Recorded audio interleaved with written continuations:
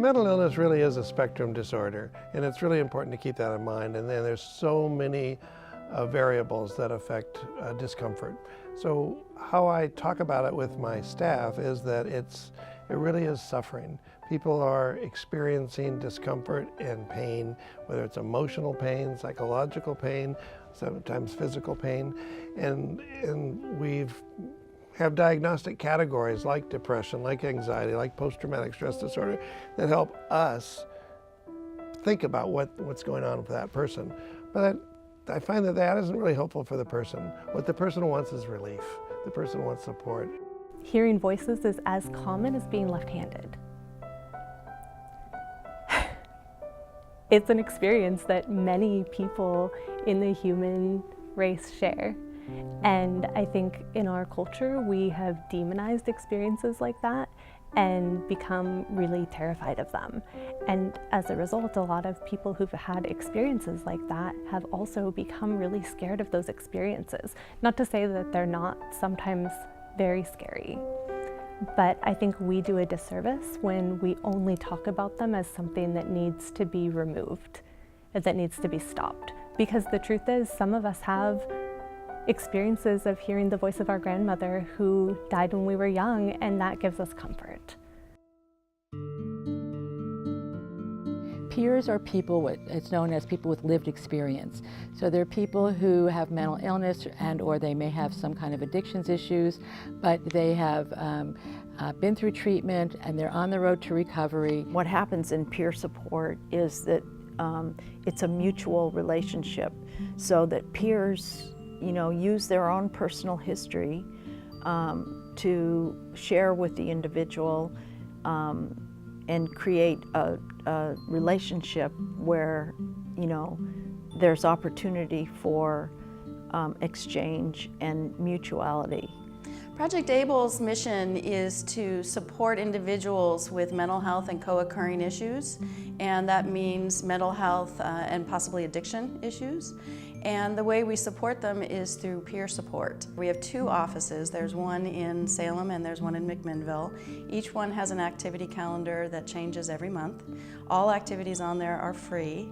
There are usually anywhere from 3 to 5 different activities going on each day. And the number of people we serve are in the thousands each year. Like, this isn't just your peer support specialist, you need to be right. No, I think, what I've noticed, and correct me if I'm wrong, is that here at Project ABLE, we support each other too. If you look at the population that we serve in Marion County, we roughly have about 3,500 people under supervision. Half are split between probation and post-prison supervision. If you look at the total, we think about 20% have some sort of mental health issues. Our jail is to deal with behavioral issues, so somebody that's criminal.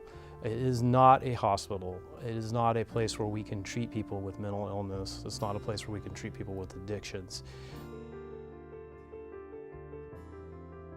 Crisis intervention training is a 40-hour training based on the Memphis model, which is kind of the best, it's the national standard around crisis intervention training. And what it does is it teaches our law enforcement professionals how to identify somebody that's in a mental health crisis, and then also ways to de-escalate the situation, and provides them with resources to refer those individuals to.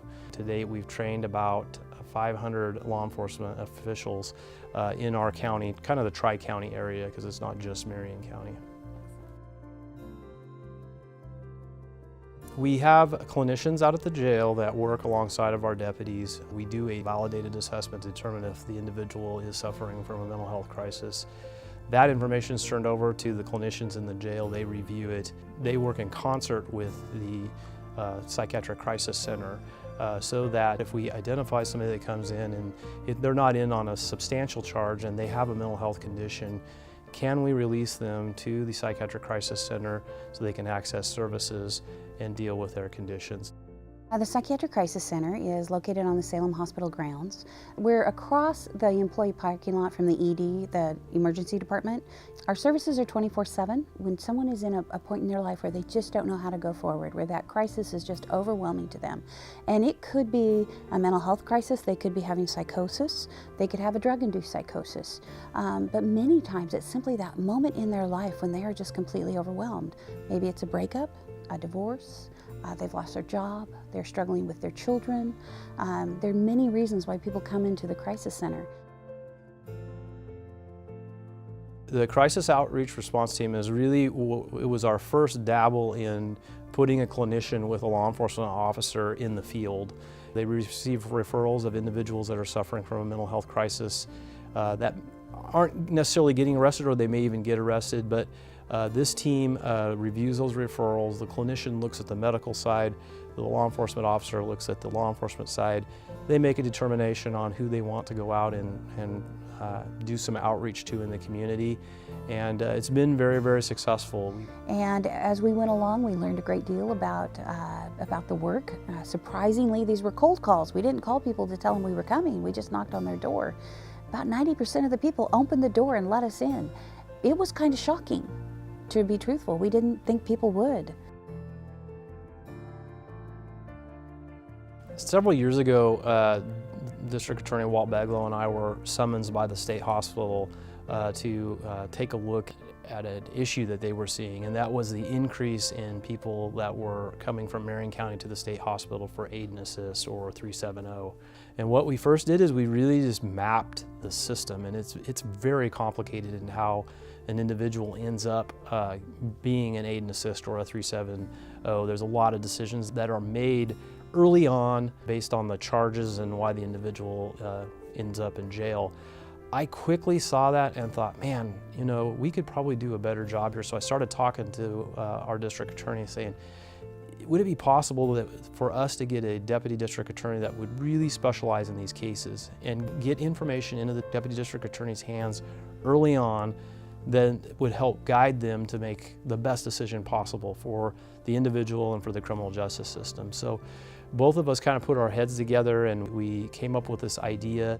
Mental illness is something that is criminalized at times, and we are trying to do a better job of recognizing that and doing a better job to let the courts know what the alternatives are.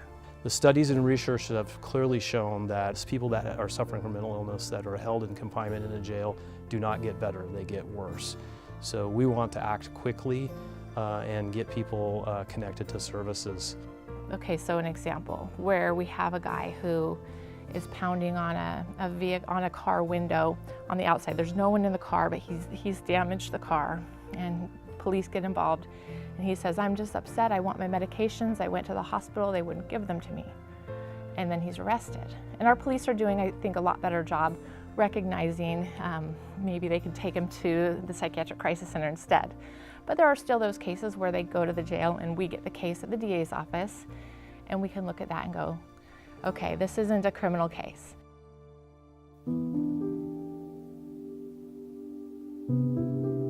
So Bridgeway Recovery Services is currently organized, started in July in 2009. We have mental health services for adults, co-occurring services, and that's where people that are experiencing symptoms of both chemical dependency and mental illness at the same time. We've instituted a primary care clinic for the patients that we see that are struggling with symptoms of mental illness or chemical dependency.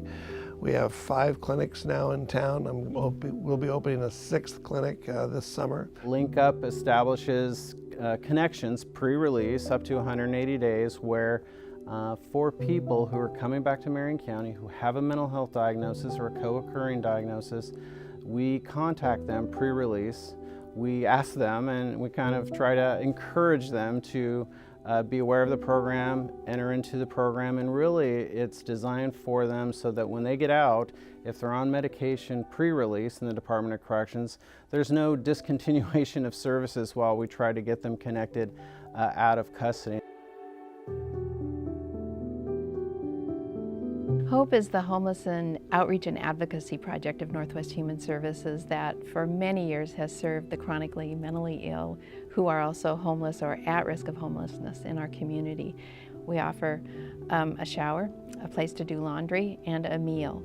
Support groups, and as well as classes, so that whatever their life situation is on that continuum of reaching self-sufficiency, we can plug them in and meet them where they are. Our West Salem Clinic Mental Health Services has a wide menu of offerings for folks that experience mental illness, from support groups to yoga classes to intensive case management to counseling and to psychiatry and to psychiatric medication therapy.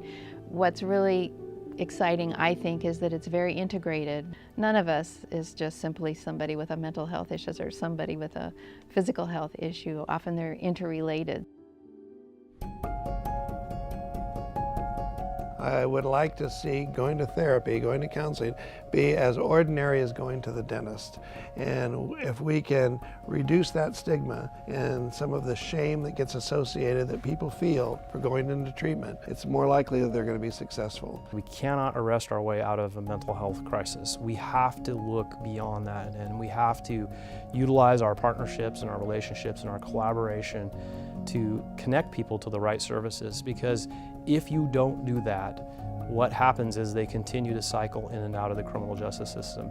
We need to be talking about mental illness in the Rotary. We need to be talking about it at the Chamber. We need to make sure that the community understands that people with mental illness and mental health are part of the community, and we need to bring that forward as part of the community. One of the most important messages that I've had the last several years in my work is just reminding people that, not that recovery is possible, but that recovery is probable. We should expect recovery. We should expect recovery from ourselves if we've been through challenges. And I'll tell you, my guess is that there are lots of people who are going to be in this room who have experienced challenges who aren't identified as the consumers in the room. And I think it would do us all service to remember that and to remember that about each other.